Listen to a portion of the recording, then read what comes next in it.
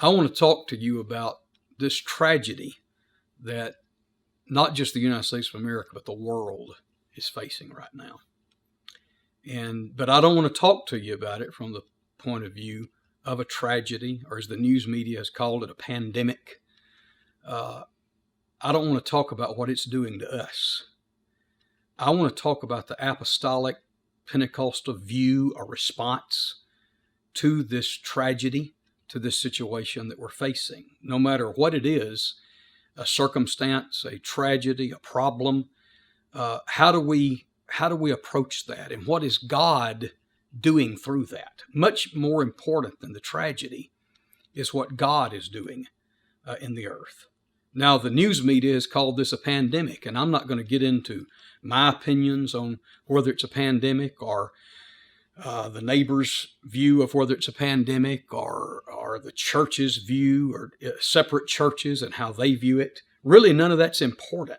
What is important is what is God doing in the earth? Whether He sent it or whether it's just the result of living in a sinful world. There's some things that have been sent by God. There's other things that it's just the result of this world of sin that we're living in, but yet still God puts His hands on that and uses it. What is the church's response? Now, in the beginning, before I even get started, I want to quickly say that my heart goes out to anyone that has been affected by this pandemic. That's what the news media calls it. That's how we'll refer to it. COVID-19. There are families who have been devastated by it. Some have lost family members. Some have lost relatives, such as a grandfather or a grandmother. Some have lost children.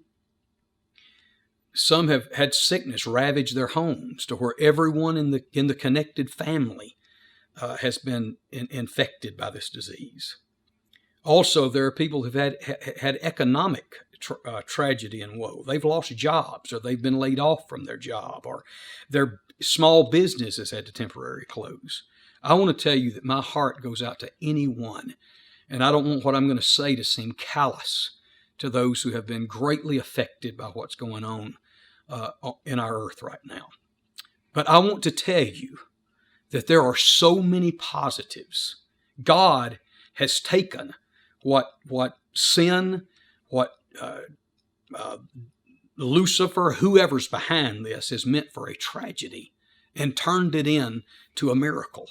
And I want to talk to you about that for a few minutes. I want to tell you that what I'm seeing as a pastor is the book of Acts return to the church.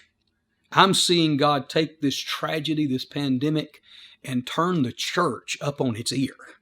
Therefore, because the church has been shaken, the tremors are leaving the church and going out, and backsliders are being affected. The community is being affected. We have a church that, I hate to say it, but there's been almost a spirit of Laodicea, at ease in Zion, as the Bible calls it, on her laurels or on her leaves, relaxed, too relaxed. While the church has been having revival, great things has been happening, not at the level that we could have. And we've seen that over the last little while. I can only speak to the situation at my local congregation, but I did not realize how much we had taken for granted being able to go to church, being able to fellowship, being able to worship, being able to get together and share a meal together as a church family, to be able to gather in prayer. But the minute that it was threatened, the minute that the church heard we may not be able to have church, or if we do have church, it will not be as usual, what we're accustomed to. I saw people stand in our last service that we had as a local congregation in the confines of our building and say, I'm already missing going to church. We hadn't even, just the thought of the fact that we're not going to be able to gather has my heart missing my congregation. Our young people, I came up on Saturday night, and our young people had filled our auditorium. And when I got out of my car, I could already hear our young people praying. I've watched the church be very, very stirred. So much positive is coming out of this situation that while I've got a whole lot of compassion for those that have been affected by it, I am thankful for what God is doing, not what COVID-19 is doing, but what God is doing through COVID-19. Again, whether He sent it or whether it's just the result of the sinful world that we live in, He is using it to bring the apostolic church back to the book of Acts. Bible studies are being taught at a rate that that was not previously being taught. I've got people teaching Bible studies online. They're going online with their Bible studies. People that never taught a Bible study all of a sudden is going on Facebook Live and teaching Bible studies. Backsliders are calling the church, wondering if we're still having church, if we're still gathering, stirred in their hearts. I'm getting reports from our daughter works. Some of the daughter works in our church are having what they call drive-in church or drive-up church. People are coming out of the neighborhoods around their church and standing on the perimeter of the property, listening to them sing, listening to them preach, and then they're drifting into the altars. And one of our daughter works called and said they had 3 people receive the baptism of the Holy Ghost Sunday, and a small daughter work. And because the church, this has driven the church outside the walls and the confines of the assembly. This is turning into a great revival. Now, something happened in just 6 days before Christ's crucifixion. And I want to briefly mention that. 6 days before Christ's crucifixion, we see two people affected at drastic polar opposite ways.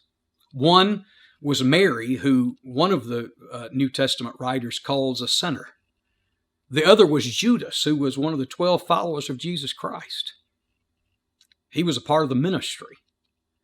And the pressure of the last days, the pressure of the closing of an era, caused Mary, who was the Bible calls a sinner in one of the Gospels, to go get the best that she had and give it to Jesus. On the other hand, Judas, who was supposed to have been the ministry, the pressure of the end time brought out the worst in him, because the fan's in his hand separating the chaff from the wheat. We've arrived at the closing of an era. This is the beginning tremors of the end time, COVID-19. And no tragedy leaves you where it finds you. No tragedy leaves a person unchanged.